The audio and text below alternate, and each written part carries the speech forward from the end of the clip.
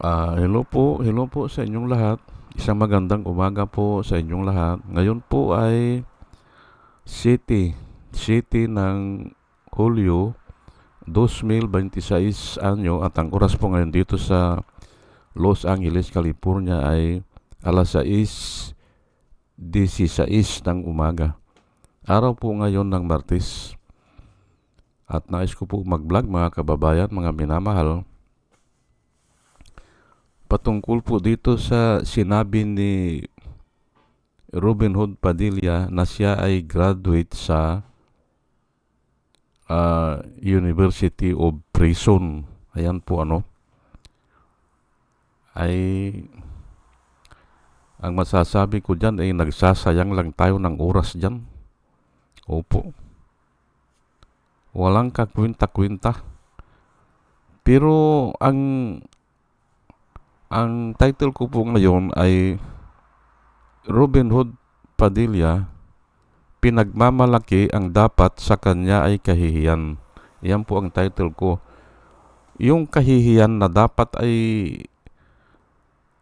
kahihiyan yun eh. Pero pinagmamalaki pa niya. At nasa Biblia po yan. Yang ganyan style. Opo. Pero nga ay isang verse ito eh. Kaya hindi ko pwedeng hindi sabihin o hindi basahin. At may supporting verse naman. Maraming supporting verse pero dalawa na lang. Kasi nga medyo mahaba-haba. Ang sinabi niya kasi ay ganito po ang kanyang sinabi. Hindi raw siya graduate sa Ateneo. Hindi rin daw siya graduate sa UP. University of the Philippines, pero graduate din siya ng UP. Ay yung UP pala sa kanya ay University of Prison. Ayan po. Pinagmamalaki pa niya na siya ay galing doon o siya ay nabilanggo doon o siya ay napardo lang o ayan po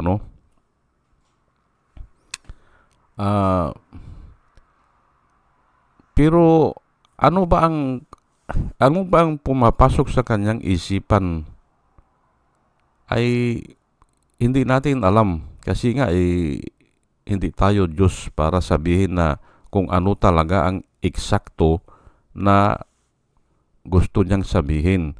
Pero kung paulit-ulit na yan na ganyan ang sinasabi niya, at least mayroon tayong idea. Opo. O kaya ay tuwing na lang magbubuka siya ng bunganga ay ibibida-bida niya yan na siya ay nabilanggo, hindi ba? Na siya ay galing sa priso, na siya ay pinardon lang, ay dapat habag lang yung pardon po, habag lang yan, habag. Although na justified din yan, pero mercy lang yan eh. Kaya siya pinaburan at dapat yan ay wag niyang ipagmalaki.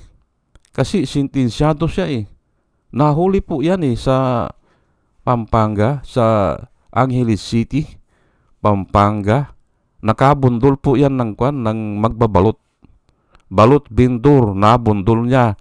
Ngayon, tinakbuhan niya. Ngayon, sa katatago niya, ang nangyari pala ay pumasok siya doon sa one way. Ngayon may pulis doon. Ngayon ay sinita siya. Ay bakit ito pumapasok sa one way? Ay hindi niya siguro kabisado. Ay tumatakas nga eh dahil nakabundol siya eh. Ay doon pa lang eh, kung responsible na tao yan, dapat hindi niya takasan yung nabundol niya.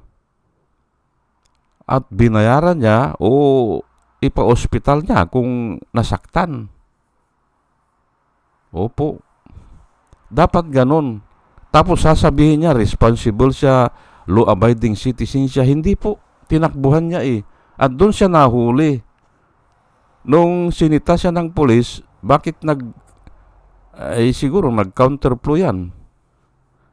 At nagtataka din yung pulis, bakit pumasok siya doon.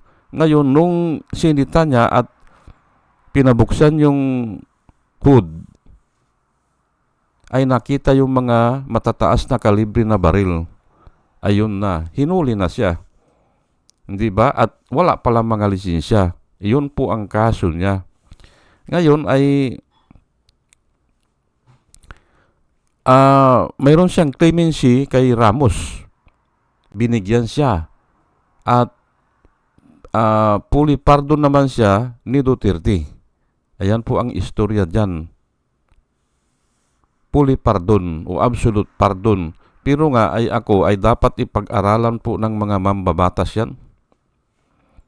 Kasi kung mayroon tayong batas na double jeopardy na hindi mo pwedeng iasunto ang isang tao sa parehas na crime,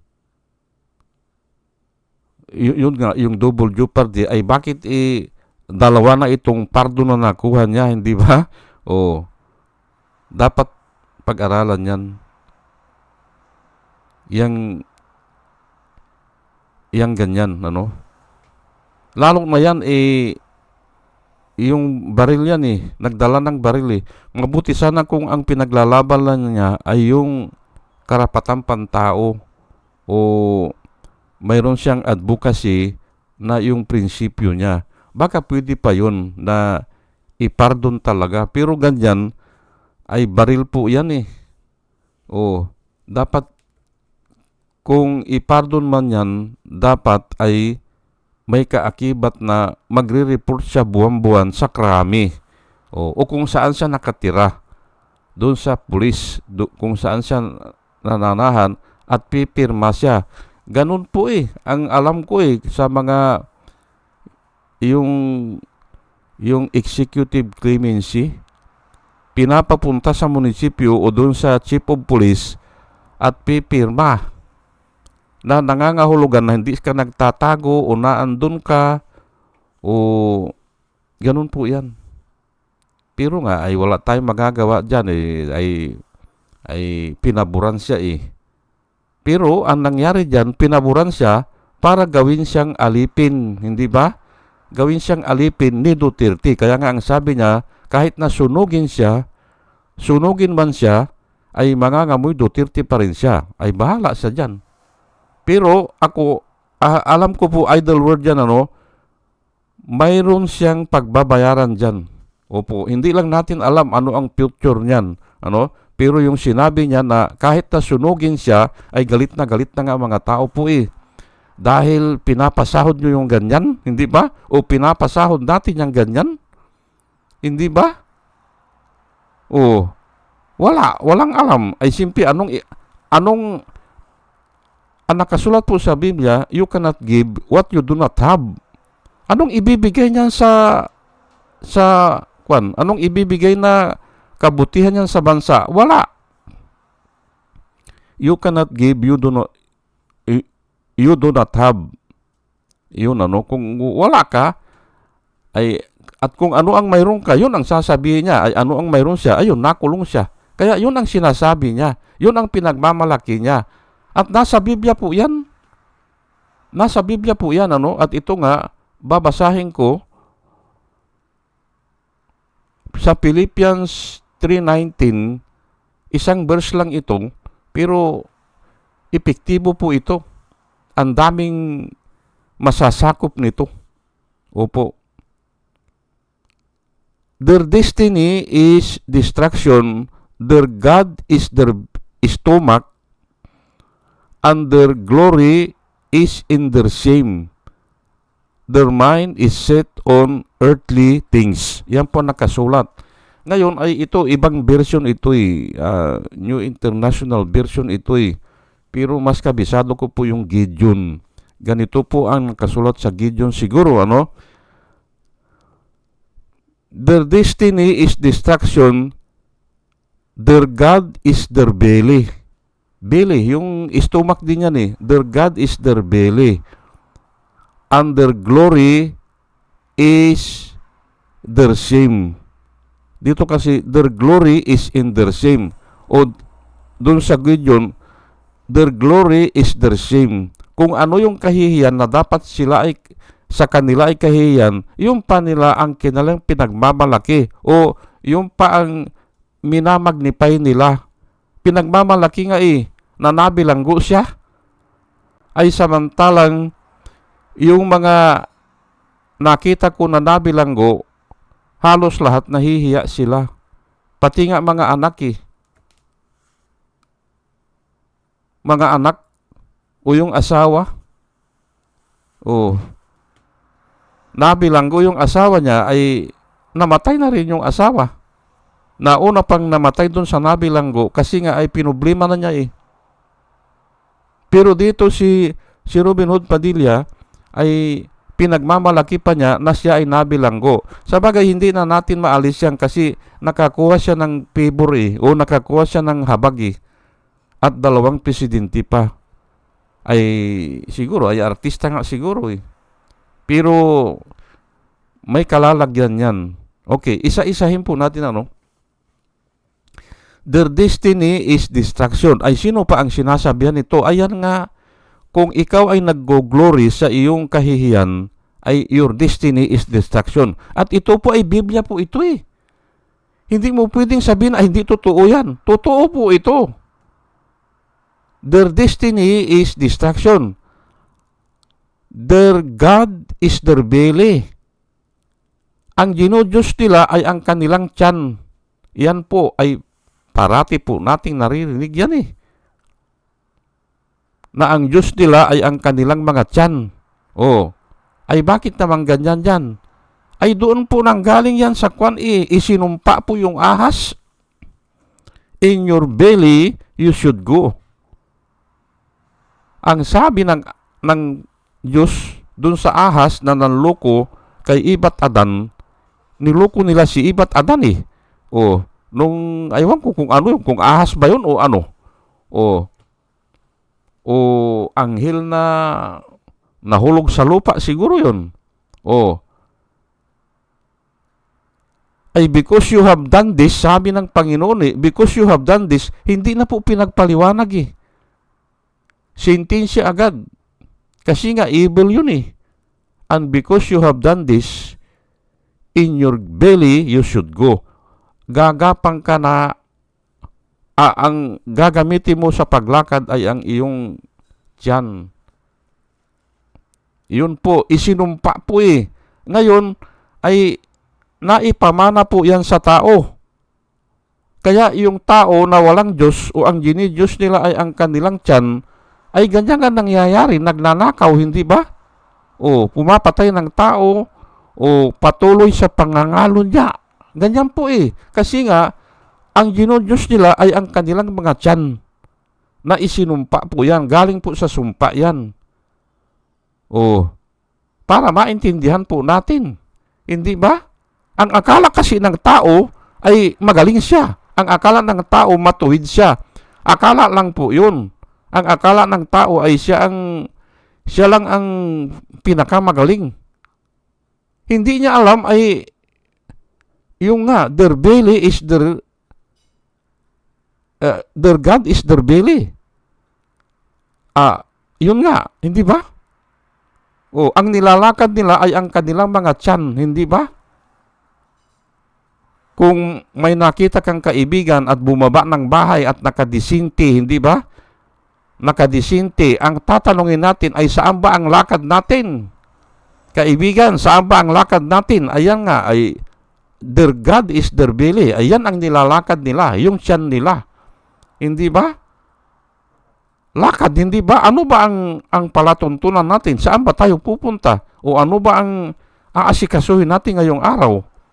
Nakita natin yung kaibigan natin nakabisti o nakasuot ng magara, hindi ba? Tatanungin natin saan ang lakad. Ayan po, hindi ba? Ang ilalakad nila ay ang kanilang mga tiyan. Yung lakad ay yun yung araw-araw nilang ginagawa. Pero nga, ang nakalagay dito ay their glory is their shame, and their mind is set on earthly things. Ayan po earthly lang. Hindi ba? Yung nagmamalaki na dapat ay kahihiyan, pinagmamalaki pa nila, yung mga kaisipan nila ay nakalaal lang sa mga kayamanan ng mundong ito. Ayan, hindi ba? Kayamanan lang. Ay sige, ito ngayon ang supporting verse. Actually, kahit na 10 na supporting verse, makakabigay ako dito eh. Pero nga ay isa na lang kasi nga mahaba-haba at ito po isi-share ko lang po sa inyo sa 2 Peter chapter 2 verse 18 hanggang 19. Ito po ang ating mababasa. With lofty but empty words, they appeal to the sensual passions of the flesh and entice those who are just escaping from others who live in error. Yan po, They promise them freedom while they themselves are slaves to depravity. For a man is a slave to whatever has mastered him. Ayan po.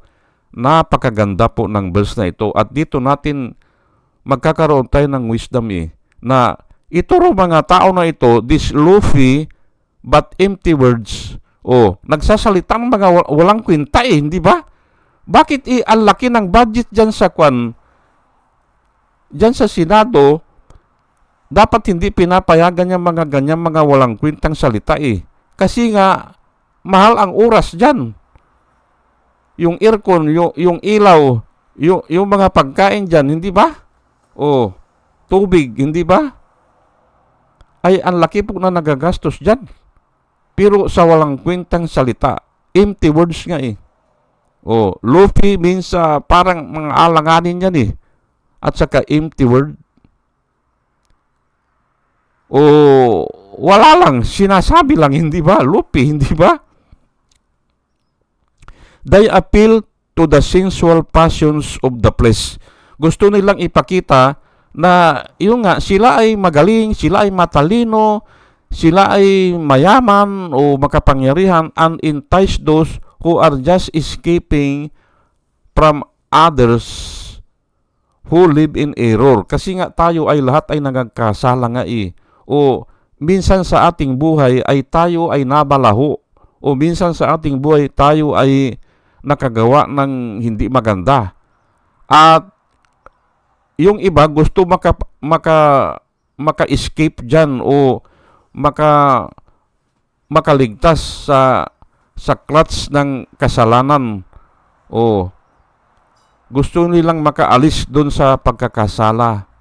Ang iba ay nagsisisi, ang iba ay gumagawa ng mabuti, ganyan Pero nga ay dahil nga dito sa mga empty words na pinagmamalaki pa nila ang kanilang dapat sa kanila ay kahihiyan, ay nababalaho na nga yung tao.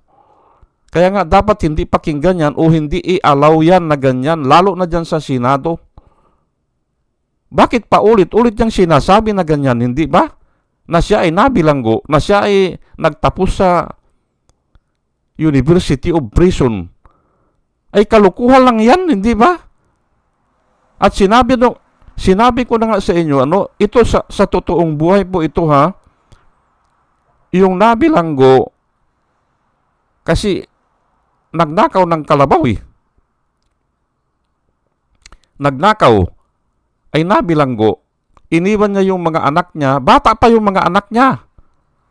Iniwan niya yung mga anak niya at yung isang anak pa, hindi pa pinapanganak. Nabilanggo na siya. Tignan mo yun, iniwan niya yung asawa niya, buntis. Pero after 2 years, pagkaanak ng bata, namatay na yung babae. Ay di ang hirap niyan, hindi ba? At hindi na bumalik din kasi hindi naman habang buhay ang cattle wrestler o rustler Nagnakaw, grupo sila Ngayon, ay hindi na rin bumalik yung sa kahihiyan, yung bilanggo. Pero yung dalawa bumalik dun sa amin at namuhay ng matiwasay. Pero yung isa hindi na bumalik kasi ano pa ang babalikan ko yan? Sabi niya, patay na ang asawa ko. Ay yung mga anak naman niya wala na. O yung kinuha na ng mga tsuhin. at inalagaan na lang. Ganun po eh. Hindi ba? Oh, ay tunay na buhay po yan. Kinikwento ko lang po sa inyo at alam ko yan. Alam na alam ko yan. Oh. Oh, ngayon ay ito nga they promise them freedom but they themselves are slaves to sin. Yan po sila ay alipin ng kasalanan. Oh, kunyari ay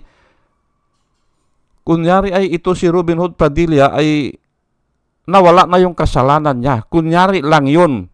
Kasi nga pinardong siya. Hindi po, tao lang yan eh. At ang tao, nagde-decide yan, depende nga kung saan siya makakuha ng ganansya. Ganun po ang tao. Pero po, kung ang Diyos ang nagpardon sa iyo, sabagay, galing din sa Diyos yan eh. Yang ibinibigay sa mga prinsipe o mga hari noon o mga presidente, yung karapatan nila para magpardon ay galing po sa Diyos yan. Kinopya lang at ibinigay kunyari ng mga congressman, ibinigay ng mga mambabatas, bigyan natin si presidente ng pagkakataon o karapatan magpardon. Galing po sa Diyos yan. Kaya gumawa sila ng batas, pero ang problema dyan ay parang sumusubra naman ata, hindi ba? Kasi nga, kung makita natin dito sa New Testament, ay si Herodes, si Caesar, si Pilato, nagpardon lang siya noong kapistahan, hindi ba? Kaya nga dapat ang pardon mayroon lang sa pista o birthday noong presidente. O kaya pwede sigurong mahal na araw idagdag natin at saka yung kapanganakan ni Jesus Christ, yung kwan. Yun lang. Hindi pwede yan na kung sinong gusto niyang ipapardon niya anytime. Hindi pwede. At saka tignan ng maigi. Kasi nga ganyan pinagmamalaki Pinagmamalaki na dapat sa kanya ay kahihiyan. Ayan po dapat ay gumalaw yung mga mambabatas natin. While they themselves are a slave of sin, for a man is a slave to whatever he has mastered him. Ayan po. Ito po sigurado po ako dito kasi ito ay madalas ko nang dinidiscuss ito dito eh. Madalas. For a man is a slave to whatever he has mastered him. Minaster niya kasi yang nakabilanggo siya. Kaya, yan ang Panginoon niya. Yun ang ibig sabihin yan. Kung minaster mo, halimbawa, pag nanakaw, hindi ba, minaster mo yan, ay slave ka yan. Kaya nga, si Jingo, hindi naaalis dyan eh. Hindi naaalis yan dyan. Bakit? Ay nakasulat eh. Kung ano yung na-master mo, kung na-master mo magsinungaling, hindi ba? O magbanta, minaster mo na yan, hindi ka naaalis dyan. Slave ka na yan eh. Kung ang minaster mo naman ay paggawa ng mabuti, nagbibigay ka sa mga mahihirap, nagdudunit ka sa kawang gawa, ay yun ang minaster mo, ay slave ka nun, yung paggawa ng mabuti. Yun po eh. For a man is a slave to whatever he has mastered him. Hindi ba? Kung ikaw ay abogado, ay slave ka ng abogado. O slave ka ng, simple, anong gagawin mo? Hindi ba? Magtatanggol ka. Kasi slave ka nung profession na yan. Na-master mo yan eh. Ngayon, kung ang na-master mo naman ay pagsisinungaling, ay slave ka yan. Yung pang ibig kong sabihin. Kung ang minaster mo ay magbabanta ka ng magbabanta, ganun kay Duterte, ay yan ang gagawin mo hanggang mamatay ka. Ganun po yan. At pinili ko itong verse na ito kasi nga, for a man is a slave to whatever he has mastered him. Ngayon, ay ito si Robin Hood Padilla, minaster niya yan eh. Hindi ba? Kaya, yun ang alam niya, yun lang ang isasabi niya, yun lang ang ipagmamalaki niya. Nabilanggo siya. Nabilanggo siya.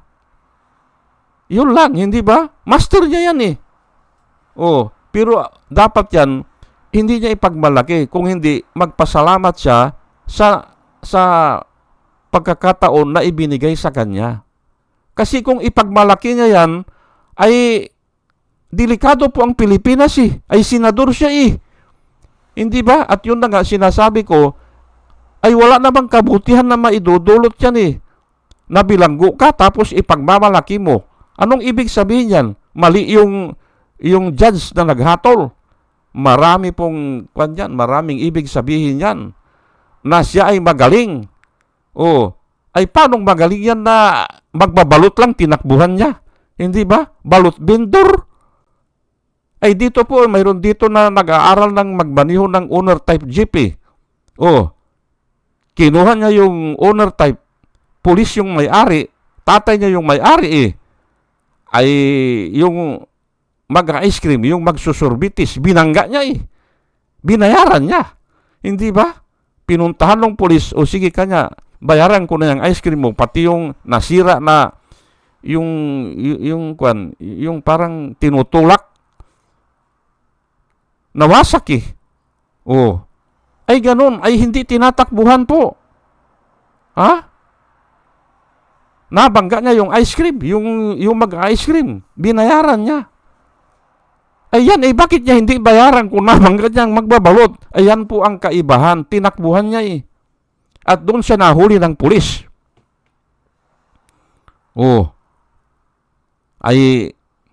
Aywan ko lang pero dapat i-review ng mga mabatas yung pagbigay ng pardon. Baka nagagawa lang yan para kukuha ng mga alipuris para maging alipin, hindi ba? Ipapardon niya pero gagawin niyang alipin, hindi ba? Ayan po at yan ang nangyari kay Robin Hood Padilla. Kahit na sunugin niyo ako, ang sabi niya, sunugin man siya, ay, kalukuha. Wala namang ibig sabihin yan. Hindi ba? At kaya nga ito naman ang sinasabi ko sa inyo, for a man is a slave to whatever has mastered him. Ayan po, kung na-master niya ang pagsisinungaling, slave siya niyan. Ayan po, slave siya niyan. Ay, lalo na ganyan, ay mahilig siya magpatutsada. Slave siya niyan. Puro patutsada, hindi ba? Slave siya niyan. At hindi na magbabago yan. Ganyan na yan. Kahit nakainisan siya, ay pero nga, ay kung kakainisan siya, ay ang kakainisan dyan ay mga Duterte. Kasi ginawa siyang number 1 niloko yung niloko yung eleksyon. Yung vote counting machine, niloko yun. Kaya ganyan. Kaya malakas ang loob yan. Sige po at hanggang dito na lang po at dalahan ko po sa Panginoon bago po ako mag-umpisa ay sa ating pakikinig po ay bigyan niya tayo ng wisdom na nanggagaling sa Kanya. At muli mga kababayan, mga minamahal, ay isang magandang umaga po sa inyong lahat at salamat po sa inyong pakikinig. Bukas i-discuss ko po yung yung mga pinaggagawa ni Cayetano diyan na gusto niya i-implement daw ang procedure o yung mga rules. Gagamitin ko po ang sinabi ni Jesus Christ na walang kwenta yan. Walang kwenta. Yung ganyan. At tama yung sinabi ni Soto. Tama yung sinabi ni Soto na iwasan natin yung parating sinasabi na technicality. Technicality po yan Yung sundin natin itong procedure, sundin natin itong mga rules. So, walang mangyayari dyan. Aabutan ng 10 taon yan kung lahat ng rules ay i-implement natin. At sinabi po ni Jesus Christ yan. Yes, you can implement the rules, sabi ni Jesus Christ. But do not neglect, sabi niya, the purpose of the law, sabi po ni Jesus Christ. Or the most important matter of the law, sabi niya. The purpose of the law is to have justice, peace, and equality. Sabi po ni Jesus Christ. Bakit mo i-implement yung procedure na yan? Hindi ba? Na mga subsection lang yan. Although na dapat i-implement talaga yan. Pero kung nawawala na yung hustisya, ay hamak mo kung aabutan ng 10 taon yan. Adi wala na si Sarah, hindi ba? 2028, wala na yan Ay bakit aabutan ka ng 2029? Dahil lang gusto mong i-implement lahat ang procedure. Kalukuhan na yan, hindi ba? Paano maparusahan yan? Wala na. Oh, at mayroon pa nga tayo na alam ko na batas pag 6 months na, wala na yan Hindi mo na pwedeng i-impeach yan Kasi 6 months na Mawawala na rin Kahit na aminin na niya yan sinabi ko na yan ano man kung tapos na ang term niya. Hindi ba? Procedure. Doon nagagalit si Jesus Christ. Yun po ang i-discuss ko bukas. O sige po at salamat po sa inyong pakikinig. Salamat po ng marami. Salamat po.